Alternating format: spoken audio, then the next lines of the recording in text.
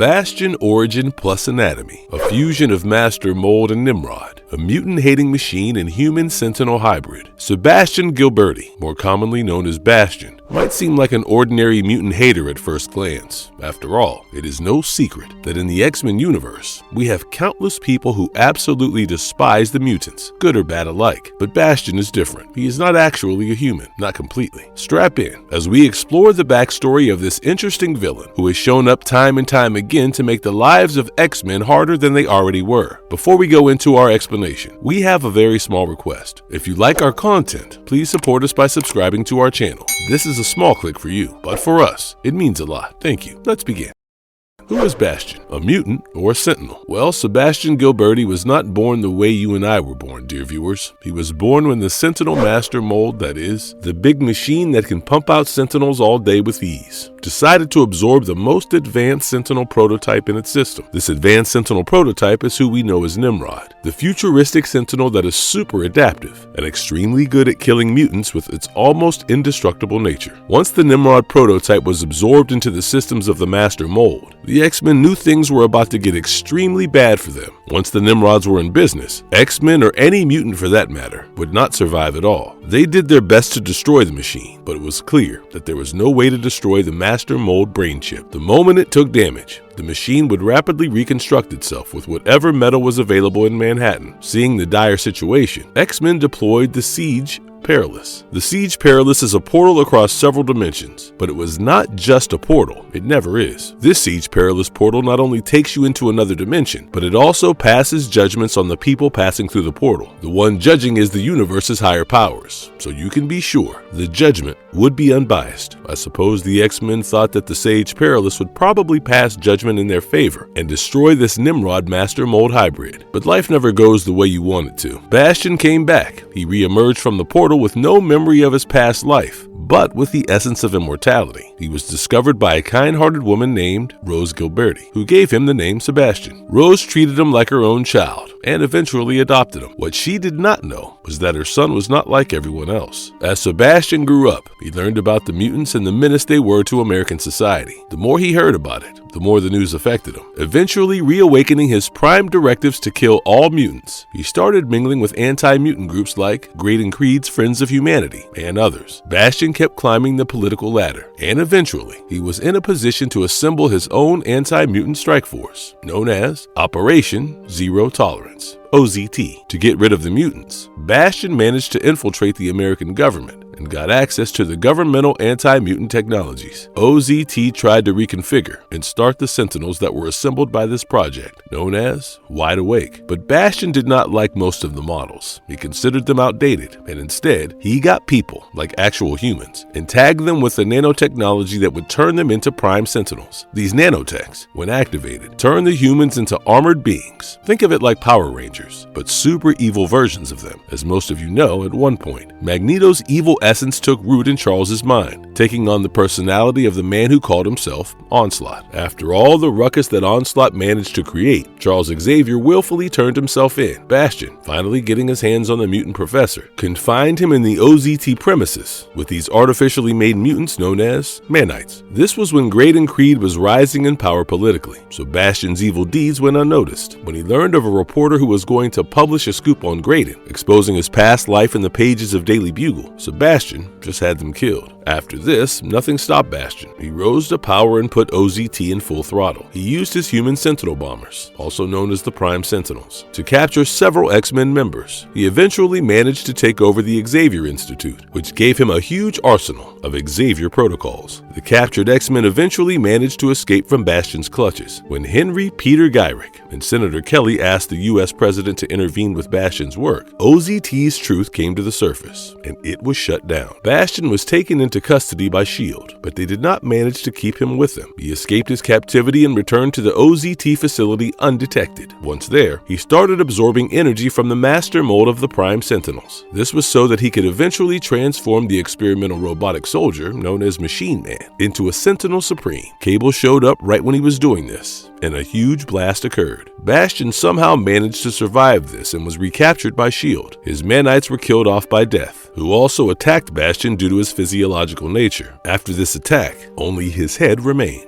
You would think this would be the end of Bastion, but nope. The servants of Mainspring recovered his head. Mainspring was the techno-organic being struck with the alien transmode virus. He stripped away all of Bastion's programming and revealed the original master mold code. He added the transmode virus to it and rewrote Bastion's configurations, turning him into what we know as Template. Bastion was overtaken by the virus, and he was forced to make a Babel Spire on Earth to contact the alien technarchy. Mainspring was definitely not expecting this to happen, so he destroyed Bastion, even if it meant destroying himself in the process. Bastion's head lay forgotten until the government agents recovered it to access the information he had taken from the Xavier files. The ones sent to recover this information were Gambit, Wolverine, and Shadowcat. This mission seemed rather simple, but with Bastion in the picture, the situation turned out to be way more difficult than they imagined. Bastion created holographic images and planted seeds of doubt amongst the X-Men, trying to tear them apart as a team. Luckily, before he could do any permanent damage, the X-Men managed to retrieve everything they needed to and left, even though the seeds of doubt were definitely there to stay. This is who Bastion is. This is not the last time we see Bastion in the X-Men universe, and each time he shows up, he creates new challenges that our heroes have to rack their brains to overcome. But that is a story for another time. Instead, let's look into his anatomy a little and understand just why he is one of the most horrifying and resilient villains the X-Men have ever come across, shall we?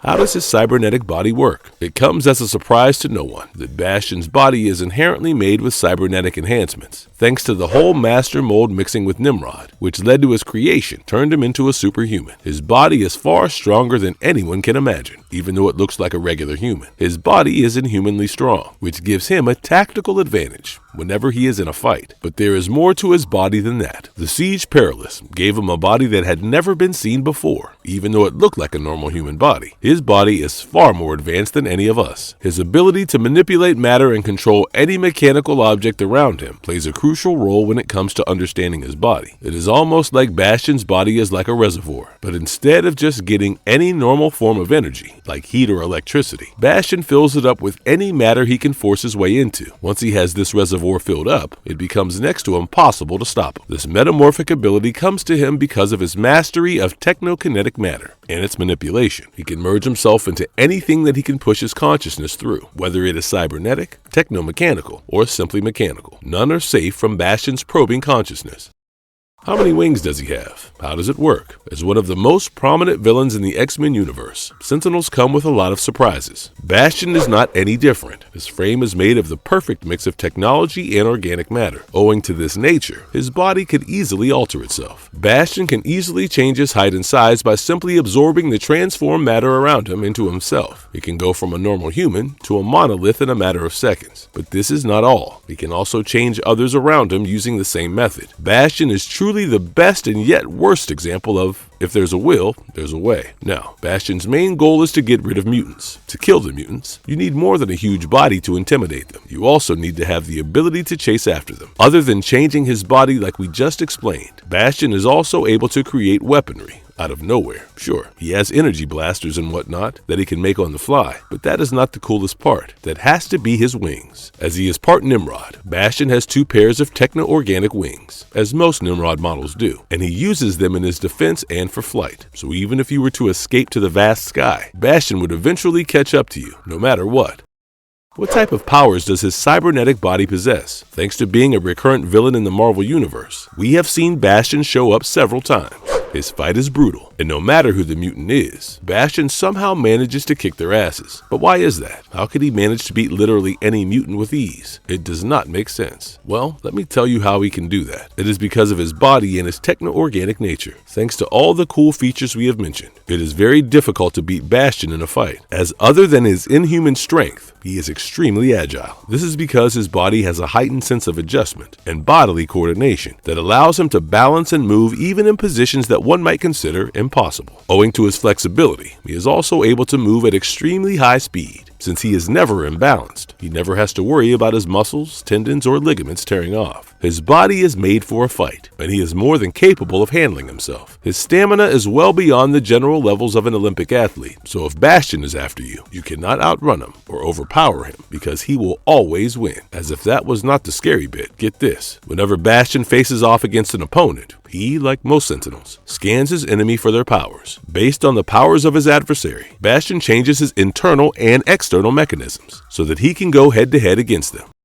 Does he have the ability to resurrect the dead people? Bastion is an extremely scary villain for all his powers. Ever since his primal directives of killing all mutants were activated, he changed entirely. But hands down, nothing is more horrifying than what we see him do in the 3rd issue of X-Force Volume 3. In this arc, we see that Purifiers, this mutant-hating organization, is chasing someone in Prague. The man is none other than Donald Pierce. Originally introduced as a member of the infamous Hellfire Club, as an industrialist, Donald Pierce slowly rose through the ranks to become one of the many anti-mutant leaders. The number of times he has returned from death can embarrass Jean Grey. So these Purifiers attacked Donald Pierce, and the man was not going to go down without a fight. He screamed, fought, and even shot at the Purifiers. But eventually, he was cornered and overpowered. The Purifiers told him ominously that his presence was required. Cut from Prague to Guatemala. In the prison, we see a decrepit old woman sitting on a chair. It is clear that this is her last day on Earth. But who is she? This is none other than the Leper Queen, the leader of the Sapien League, another anti-mutant group. The executioner was just about to pull the switch when bam!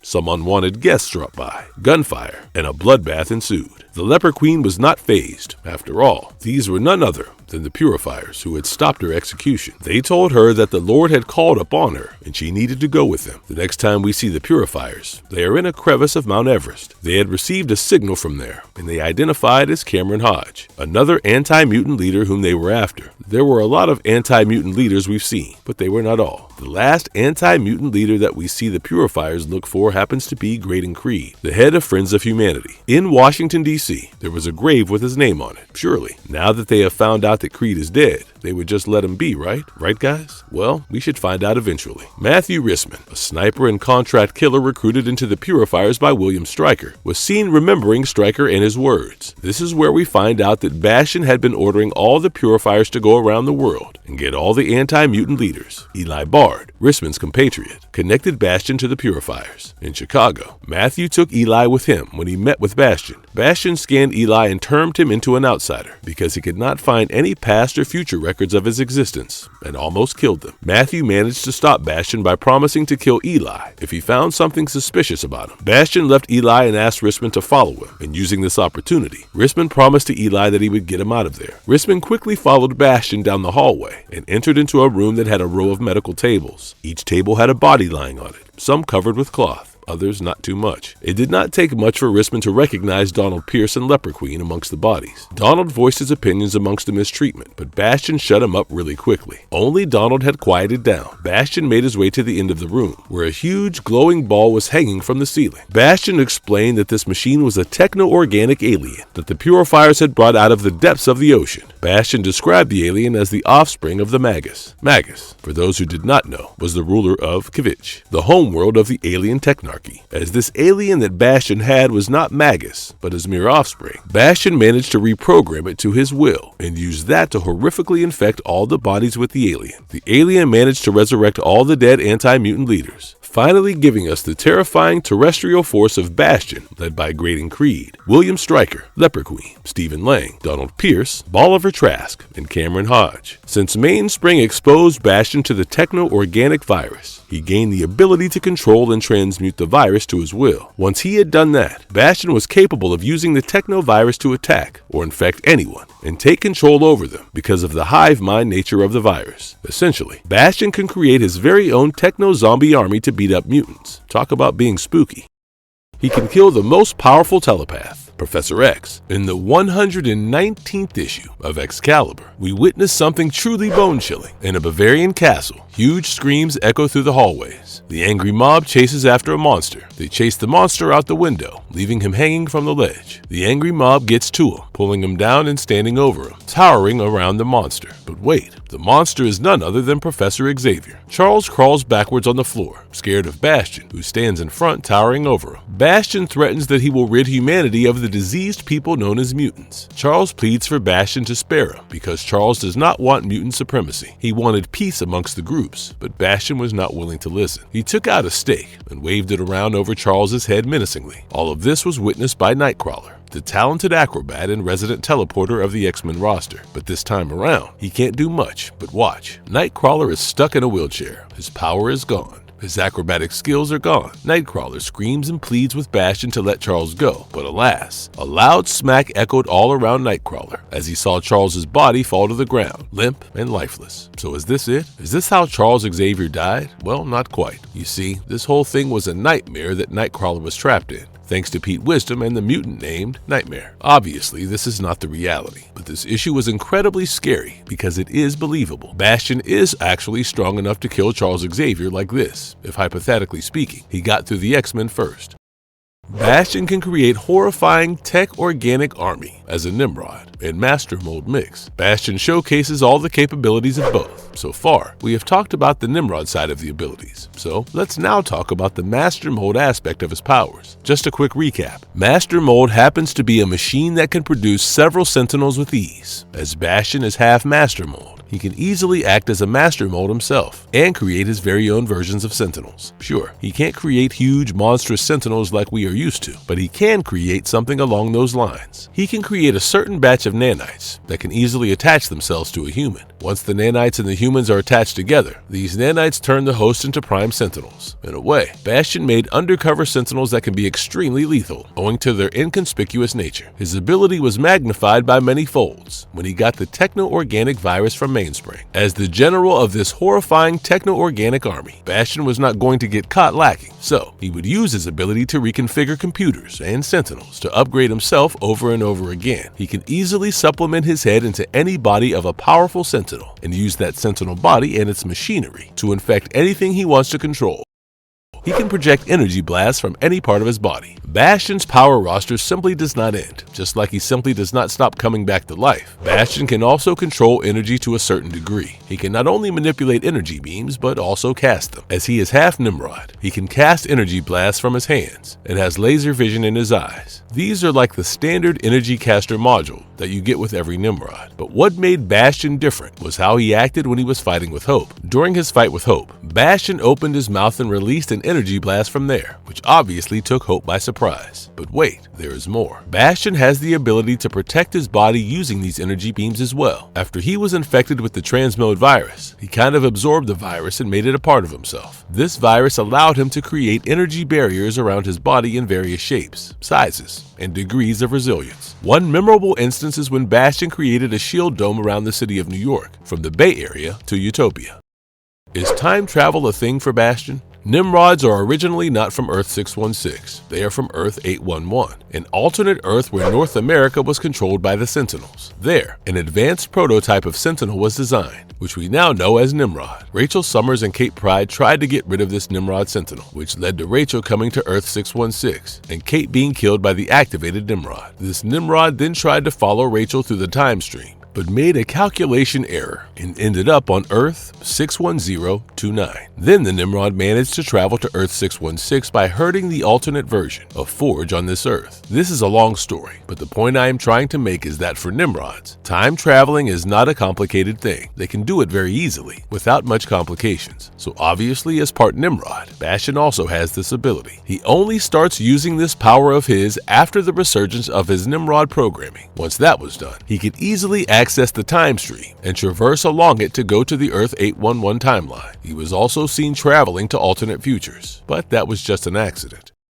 Is he immortal? Since his introduction in the 333rd issue of Uncanny X-Men, Bastion has definitely had quite the trajectory. He was introduced as just another anti-mutant activist, but it was later found out that actually he is a byproduct of Nimrod and Master Mold mixing together. He went through the siege perilously and came out of it with no memory, but when his memories returned, oh boy, he sure went back to his primary job real quick. Bastion joined hands with extremists and created a facility to imprison mutants. Then he created Prime Sentinels, turning unsuspecting humans into Sentinels with nanotechnology. He caught X-Men, took over the Xavier Institute, and accessed Professor X's files. We assumed that he was destroyed by Cable when he was trying to turn Machine Man into Sentinel Supreme, but nope, he came back again. His head was the only thing that managed to survive the meet cute with Cable, and after that, using that head, he somehow managed to get himself a Nimrod body with the help of the purifiers. Remember the dome that he created from the New York Bay Area to Utopia? Yeah, he did that to try and kill all the X-Men by trapping them in the said dome and activating a signal to call upon more Nimrods. Cypher and Cable went to the future, changed the signal and destroyed the Nimrod mold. Cable died trying to keep the portal open for Cypher. This death triggered Hope's powers, and she managed to blast Bastion and his stupid dome away with one move.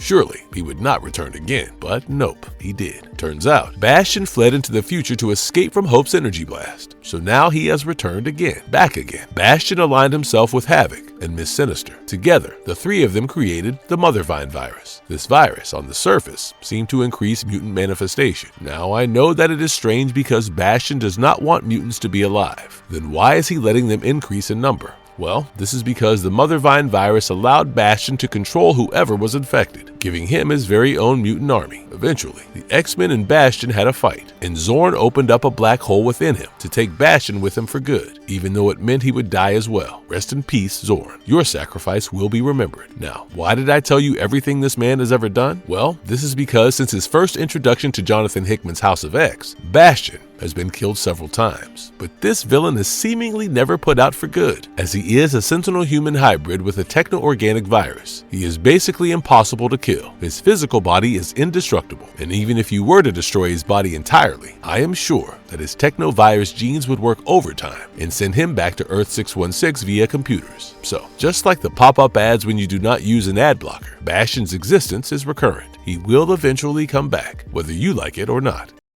Marvelous verdict. A hybrid human/sentinel who happens to be more powerful than Nimrod. That is what Bastion is. Out of all the villains that X-Men have ever gone against, time and time again, the formidable Bastion has returned with new tricks up his sleeve. Given how House of X has ended, as fans, we are pretty sure that Bastion has made his way out of Zorn's black hole and is probably on his way back to Earth. How do you think the mutants of Krakoa would react when this Sentinel hybrid, with the one directive to wipe out their entire species, returns to haunt them? And if you liked our content, don't forget to leave a like and subscribe to us if you haven't already. Have a good one and be safe. Thanks everyone.